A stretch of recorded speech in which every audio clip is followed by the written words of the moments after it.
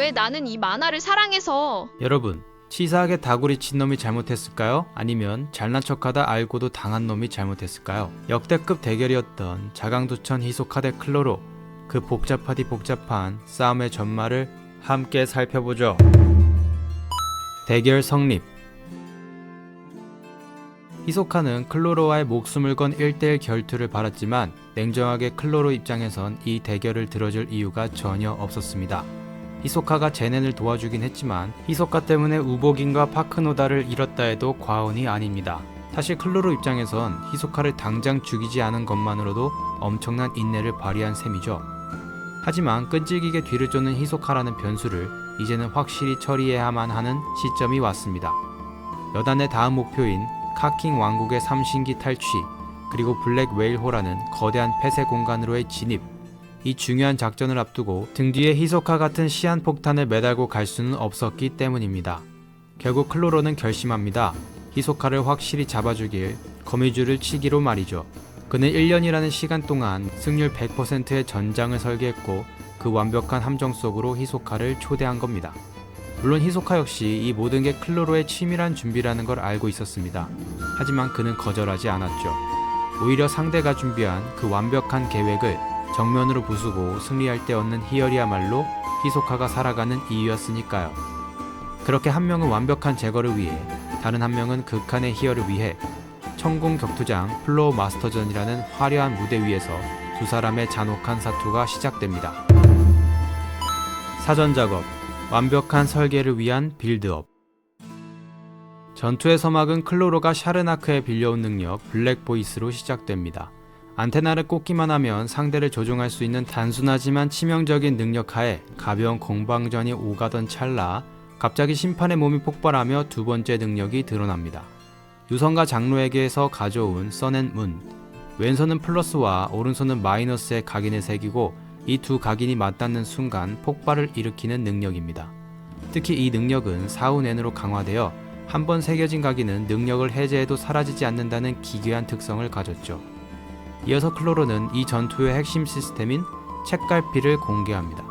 책을 펴고 있지 않아도 능력을 유지하게 해주는 이 도구 덕분에 클로로는 양손이 자유로워만 쓸 수 있는 능력이나 두 가지 이상의 능력을 동시에 사용하는 멀티태스킹이 가능해졌습니다. 클로로가 굳이 자기 표를 다 보여주며 설명하는 건 아마 이 사기적인 책갈피를 쓰기 위한 리스크이자 제약일 겁니다. 곧이어 콜트피의 복제 능력인 갤러리 페이크와 인형을 조종하는 오더 스탬프가 결합하며 클로로의 병단이 완성됩니다. 클로로는 갤러리 페이크로 심판의 복제 인형을 만들고 오더 스탬프로 도장을 찍어서 히소카를 부수라는 명령을 내렸습니다. 이 상황으로 책갈피가 어떻게 능력들을 연동시키는지 설명하죠. 책갈피가 없다면 도적의 극의의 제약 때문에 클로로는 오른손으로 책을 든 채 해당 페이지를 펴고 있어야 합니다. 때문에 양손을 써야만 하는 발동하는 능력들을 훔쳐봤자 사용할 수 없었죠. 그러나 책갈피라는 능력을 만들어내면서 이걸 가능케 했는데요. 메커니즘은 다음과 같습니다. 먼저 갤러리 페이크 페이지를 펴서 능력을 발동시킨다. 책갈피를 페이지에 꽂는다. 책을 덮고 바지춤에 넣든 겨드랑이에 끼든 해서 양손을 자유롭게 한 뒤 한 손으로 대상을 만져 복사하고 나머지 손으로 복제한다. 복제가 끝난 뒤 오른손으로 다시 책을 들고 오더 스탬프 페이지를 펴서 능력을 발동시킨다. 이때 갤러리 페이크는 책갈피로 여전히 발동 중이라 복사한 인형이 사라지지 않는다. 발동시킨 오더 스탬프로 인형의 도장을 찍고 명령한다. 마지막으로 6번째 능력 컨버트 핸즈를 공개하는데, 컨버트 핸즈는 오른손으로 터치하면 상대를 내 모습으로, 왼손으로 터치하면 내가 상대의 모습으로 변신한 능력입니다. 오른손을 발동하려면 양손이 필수죠. 자, 고생하셨습니다. 이걸 이해했다면 남은 전투는 편하게 즐기실 수 있습니다. 클로로의 미끼. 모든 능력을 줄줄 설명하고 전투가 재개됩니다. 클로로는 곧바로 관객석으로 도주하죠. 히소카가 추격하는데 거구의 관객이 히소카에게 달려듭니다. 블랙보이스로 안테나를 꽂아 조작하고 있는 겁니다. 히소카가 빠르게 처리하는데 뒤이어 사각에서 또 다른 조작당하고 있는 관객이 달려듭니다. 히소카가 조종당한 관객을 처리하는 사이 컨버트 핸즈를 발동해 클로로는 모습을 감췄습니다. 그런데 히소카 이때 이상한 걸 느낍니다. 관객에게 꽂혀 있어야 할 블랙보이스의 안테나가 사라져 있는 겁니다. 샤르나크의 지난 전투를 미루어 보면 안테나는 두 개가 전부인 듯 합니다. 히소카도 이걸 알고 있는 듯 하고 클로로를 놓친 이상 안테나를 파괴해서 블랙보이스를 더는 쓸 수 없게 해야 했습니다. 그러나 그 안테나들이 실로 당겨진 것처럼 사라져 있는 겁니다. 이 순간이 전투의 큰 분기점이 됩니다. 클로로가 숨긴 능력이 있거나 숨은 조력자가 있을 수 있다는 거죠. 그렇다면 후위를 도모해야 했는데 전투 성애자 히소카는 간신히 잡은 전투의 기회를 포기하지 않습니다. 그 사이 클로로는 다시 갤러리 페이크로 관객석에 다수의 인형들을 만듭니다. 그리고 인형들에게 명령을 해서 일제히 히소카를 공격하죠. 히소카는 이걸 갤러리 페이크 플러스 오더 스탬프 콤보라고 생각했는데요. 실제 상황은 다릅니다. 갤러리 페이크로 복제하고 색깔피를 껴놓은 것까지는 맞지만 펴놓은 페이지는 오더 스탬프가 아닌 써낸문입니다. 써낸문 각인을 한 뒤에 오더 스탬프로 페이지를 넘겨서 도장을 찍은 거죠. 써낸문의 사운엔 작동에 대한 정보가 부족해서 생긴 오해입니다. 이 모든 과정은 히소카를 절대 피할 수 없는 위기에 몰아넣기 위한 초석들입니다. 계속해서 보시죠. 다수의 인형들을 상대하느라 빈틈이 생긴 히소카. 클로로는 이를 놓치지 않고 파고듭니다. 절대 피할 수 없는 타이밍만 노려서 공격해오는데 히소카의 엄청난 전투신경으로 공격에 반응하죠. 그런데 그걸 또 반응해서 발차기 공격을 성공시키는 클로로. 지략뿐만 아니라 전투 센스와 능력 자체가 대단합니다. 흥분하는 히소카. 히소카는 현재 상황을 다음과 같이 이해하고 있습니다. 인형들이 계속 공격해온다는 것은 클로로가 갤러리 페이크와 오더 스탬프를 발동시키고 있다는 것. 인형을 새로 늘리려면 갤러리 페이크의 양손이 필요하기 때문에 오더 스탬프를 해제해야 한다. 따라서 인형들이 계속 움직이는 한 새로운 인형을 늘릴 수는 없다. 그렇기 때문에 히소카는 최대한 클로로를 의식하며 인형들을 하나하나 처리해 가기로 합니다. 무기로 쓰기 위해서 인형 머리를 뜯어내는 히소카. 하지만 클로로는 집요하게 완벽한 타이밍만 노리며 공격해 옵니다. 정말 흠잡을 데 없는 완벽한 타이밍. 그렇지만 이건 역으로 예측할 수 있다는 거죠. 히소카는 일부러 완벽한 타이밍을 만들어 클로로의 공격을 유도합니다. 그리고 카운터를 먹이죠. 카운터를 제대로 먹었는지 클로로도 한동안 움직이지 못하는데요. 히소카는 이 타이밍을 노려 공격하지만 클로로가 가까스로 피합니다. 그러나 히소카는 짐작도 하지 못했습니다. 이것으로 히소카를 잡을 결정적인 발판이 만들어졌다는 것을요. 클로로는 히소카가 상황을 제대로 이해하고 있고 치열하게 전투 중이라고 착각하게 만들었습니다. 히소카는 실제로 정보에 따른 판단을 하고 있지만 그 정보 자체가 부족해 발생한 오류는 파악하고 있지 못합니다. 히소카가 이해한 사운엔의 효과는 각인이 새겨지면 폭발하기 전까지 능력 발동을 해제해도 각인이 사라지지 않는다로 이해하고 있습니다. 그렇기 때문에 클로로가 자신에게 선앤문 각인을 새기는 것만 경계하고 있죠. 때문에 히소카가 클로로에게 맞은 타격은 전부 발차기 뿐이었습니다. 손으로 하는 공격은 전부 피하고 나오지 못하도록 상황을 만들었으니까요. 하지만 선앤문 사운엔의 진가는 각인이 사라지는 것이 아닌 폭발하기 전까지 각인을 새긴 대상이 사라지지 않는다는 것에 있었습니다. 때문에 히소카는 제대로 전투가 재개된 이후로 선앤문이 한 번도 발동되지 않았다고 생각하지만 줄곧 발동되고 있던 상태입니다. 히소카가 공격하기 위해 번지검을 붙여둔 인형 머리에도 말이죠. 클로로가 굳이 히소카와 치열한 전투를 벌이는 척한 것이 이것 때문입니다. 히소카 같은 전투의 천재의 눈을 속이기란 쉽지 않죠. 선앤문에 대한 의식을 옅어지게 만들어서 자연스럽게 각인을 새겨 넣을 타이밍을 만들어야만 했습니다. 히소카와 치열하게 전투하다 예기치 못하게 맞은 카운터. 타격이 커서 주춤거리는 거라고 자연스럽게 생각하게 만들고 클로로는 이 순간 히소카의 머리에 연결된 몸통에 선앤문의 양의 각인을 새겨 넣습니다. 그리고 여기서 히소카가 관과한 사실이 하나 더 있는데요. 인형의 머리가 분리되더라도 선앤문의 효과는 머리와 몸통 그대로 이어지고 있다는 것입니다. 분리되었다고 능력이 끊어지지 않는다는 걸 알지 못하고 있죠. 그리고 이것이 히소카가 전투에서 패배한 아주 결정적인 순간이 됩니다. 이런 상황을 전혀 모르는 히소카, 카운터를 맞고 관객 속으로 도주하는 클로로를 추격합니다. 낚시 준비 완료. 하지만 인형들이 계속 다가와서 또 클로로를 놓치고 마는 히소카. 어쩔 수 없이 계획대로 인형들을 제거해 갑니다. 그러나 그도 전투의 베테랑. 마지막 인형 한기는 머리를 뜯지 않고 남겨서 클로로가 오더 스탬프를 해제할 건지 말 건지 양자택일을 강요합니다. 히소카는 경우의 수를 줄여서 확정하고 싶은 건데요. 히소카가 생각하는 현재 클로로가 발동 중인 능력은 페이크 갤러리와 오더 스탬프입니다. 오더 스탬프를 해제하지 않는다는 건 기존에 만들고 대기시켜놨던 인형들로 똑같은 공격을 해오겠다는 뜻입니다. 하지만 오더 스탬프를 해제한다는 건 갤러리 페이크로 양손을 자유롭게 만들어 인형을 늘리겠다는 뜻이죠. 그리고 오더 스탬프를 해제하는 클로로. 히소카는 영리하게 클로로가 이전에 이미 복제해놓은 인형에 도장을 찍으면서 새롭게 복제를 늘릴 것을 예상하고 관객 속의 클로로를 찾아냅니다. 혹시나 해서 말씀드리면 클로로는 무려 능력 3개를 번갈아 쓰는 공정을 경이적인 속도로 해내고 있는 겁니다. 히소카는 1에서 2초면 새로운 인형 한기가 만들어질 것으로 예상했습니다. 클로로의 덜미를 잡은 히소카.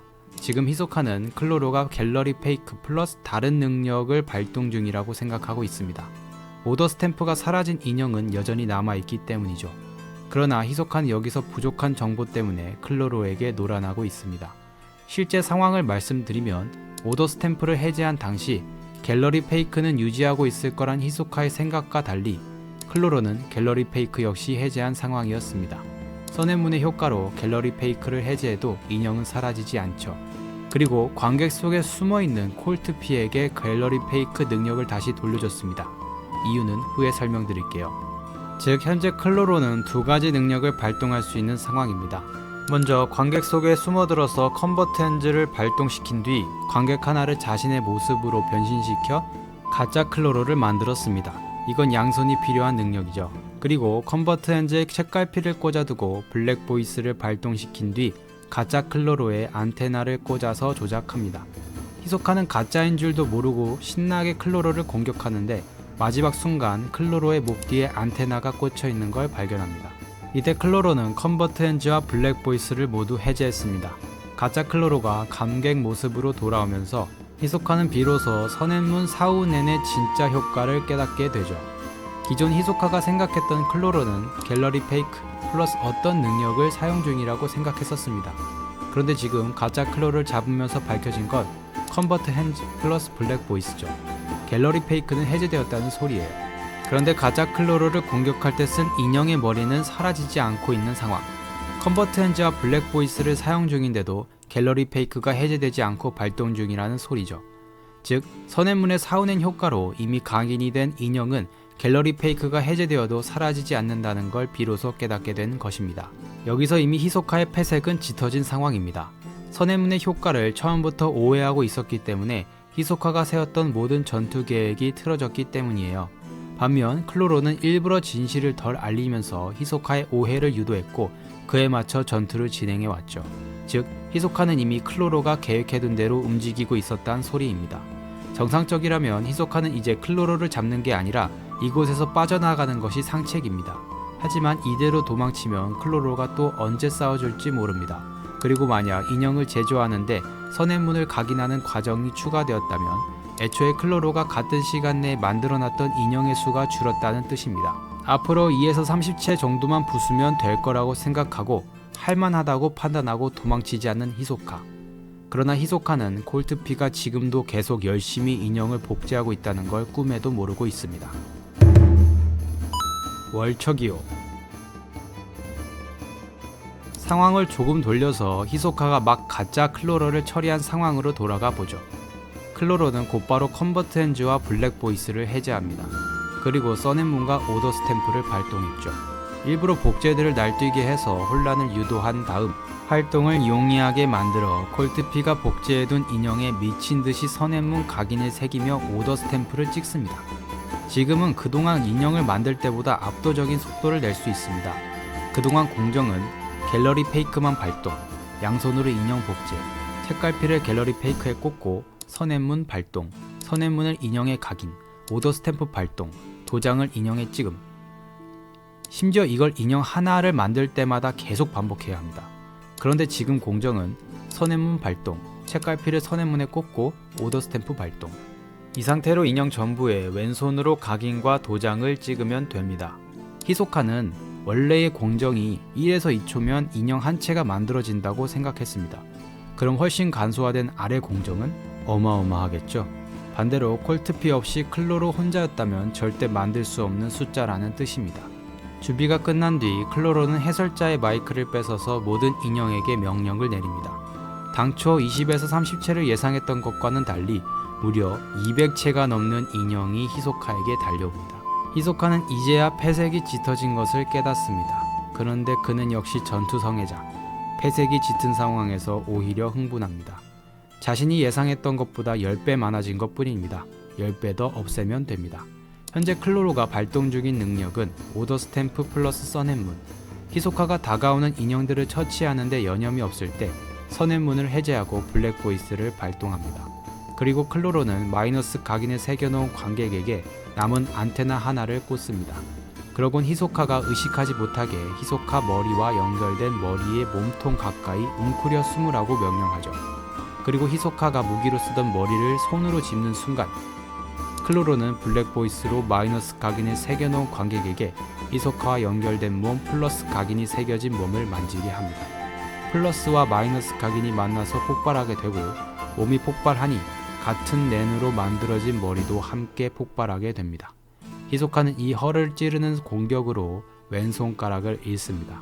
손가락 하나하나로 번지검을 조작하는 히소카에겐 엄청난 손실이죠. 천장에 붙여놓은 번지검도 사라진 상황. 이제 히소카에게 여유는 완전히 사라지고 전투가 아닌 생존이 급한 상황이 됩니다. 한편 히소카 저격에 성공한 클로로는 블랙보이스를 해제하고 마지막 체크메이트를 준비합니다. 히소카는 인형들을 피해 그나마 유리한 고점을 잡고 방어하지만 클로로는 미리 음향각인을 새겨서 준비해 놓은 인형들의 오더 스탬프를 찍고 자폭을 명령하죠. 폭발을 피해 히소카가 도망가보지만 그것도 이미 외통수. 마지막 천장으로 도망가려는 수도 클로로가 관객을 던지며 막는 바람에 결국 히소카는 최후를 맞습니다. 히소카가 일부러 잘못된 정보를 바탕으로 잘못된 판단을 하게 만들었고 모든 경우의 수를 차단한 채 마지막 자신이 준비해둔 최후의 수로 마무리된 겁니다. 싸움 그 후 그래도 우리의 히소카 마지막 도박을 걸어뒀습니다. 죽기 직전 낸을 담은 손을 가슴에 박아 넣은 거죠. 그리고 자신이 죽으면 심장과 폐를 신축하라고 불어넣었습니다. 행운도 따랐죠. 오히려 플러스 각인만 된 폭발 못하는 인형들이 완충제가 되어서 폭발의 충격을 막았고 폭발에 의한 산소 결핍으로 죽게 된 거죠. 상대적으로 신체가 매우 온전한 상태로 죽었다는 뜻입니다. 마취의 낸에 의해 반응한 건지 시간이 된 건지 히소카는 타이밍 좋게 사우넨이 발동되어 부활합니다. 역시 클로로급과는 만전 상태로 붙어선 승산이 없다는 걸 이제야 깨닫는 히소카. 마치는 이걸로 깨달았으면 싸울 상대와 장소는 고르라고 하는데 이걸로 오히려 클로로와의 1대1이 아니었다는 것에 확신을 주게 됩니다. 마치가 자신과 클로로의 싸움을 지켜봤다는 뜻이고 이는 여단이 그곳에 있었다는 의미죠. 안 그래도 의심 가는 정황이 여럿 있었는데 확실해졌습니다. 콜트피는 아주 적극적으로 몰래 카피해서 도왔고 마치는 처음 안테나 2개의 회수를 도운 것 같습니다. 이때 클로로 혼자였다면 절대 안테나를 회수하지 못하고 히소카가 파괴했을 것이고 그렇다면 결정적인 카운터는 발생하지 못했을 겁니다. 샤르나크는 처음 2번을 제외하고 안테나 꽂는 걸 몰래 수행했을 가능성이 높죠. 히소카는 스스로 치료한 뒤 방심한 마치를 포박한 뒤 선전포고를 하고 떠납니다. 여단 상대로는 장소와 상대를 가리지 않겠다고요. 즉 만나는 즉시 사냥하겠다는 뜻입니다. 그리고 뒤이어 콜트피와 샤르나크가 히소카에게 바로 사냥당합니다. 마지막으로 앞으로 10명이라는 독백이 나오는데요. 현재 여단은 파크노다는 영국 열번, 콜트피 샤르나크가 사망하여 남은 것은 노부나가, 핑크스, 페이탄, 마치, 프랭클린, 시즈크, 보노레노프, 카르토, 클로로 9명입니다. 그리고 히소카의 의뢰로 이르미가 여단에 합류하며 10명이 되었죠. 히소카는 이들 모두를 사냥할 예정이라는 뜻입니다. 완벽하게 준비했던 계획과 히소카의 오판으로 1차전은 클로로의 압승이었습니다만 이제 무대는 블랙 웨일 호고 이번엔 오히려 히소카가 자리를 잡고 여단을 기다리는 입장입니다. 여단의 목적이 카킨의 삼신기라는 것도 뻔한 상황이라 더 매복하기도 좋죠. 크라피카도 같은 곳에 있기 때문에 상황은 더 복잡합니다. 이번엔 히소카가 크라피카와 공투할까요? 아니면 여단이라는 사냥감을 두고 경쟁하게 될까요? 여단도 두 원수가 함께 있는 상황에 복수의 무대가 완벽하게 갖춰졌습니다. 과연 이들의 운명은 어떻게 될까요? 그나마 연재가 재개되면 가장 빨리 풀릴 에피소드라서 이건 그래도 토가시가 마무리해주지 않을까 싶은데 희망을 가져봐도 될까요? 여러분은 여단과 히소카의 대결을 어떻게 보셨나요? 댓글로 여러분의 의견을 알려주세요. 그럼 오늘은 여기서 마치겠습니다. 재밌게 보셨다면 구독, 좋아요, 댓글 부탁드려요. 다음 영상에서 봐요.